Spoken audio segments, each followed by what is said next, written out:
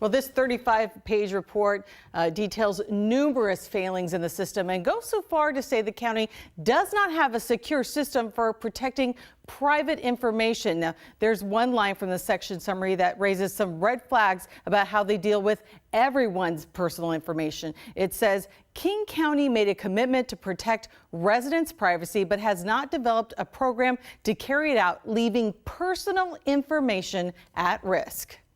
Some of the report looks at the failure in cutting off access to information of people booked into county jail. The King County Sheriff's Office told us today they failed to restrict access to some case files. They called the incident a human error and said policies have already been changed. The county says they're not aware of anyone being taken into custody or deported because of the information gathered. But the Northwest Immigrant Rights Project says it's hard not to be a little skeptical that the information wasn't used to help locate someone. Still, the group worked with the county on the policy and believes all of this was a mistake, but they say the county has to do better. This is not a situation where they're, trying to turn people over. I know the intention has been not to do that, but intentions only get you so far. Like, you need to actually do the hard work of making sure that the policies that you put in place are actually being implemented, that the people at the ground level that are operating these systems understand the new rules. We realize that we made a mistake and we own that, and we are making changes to make sure that doesn't happen again. The report detailed 4 recommendations.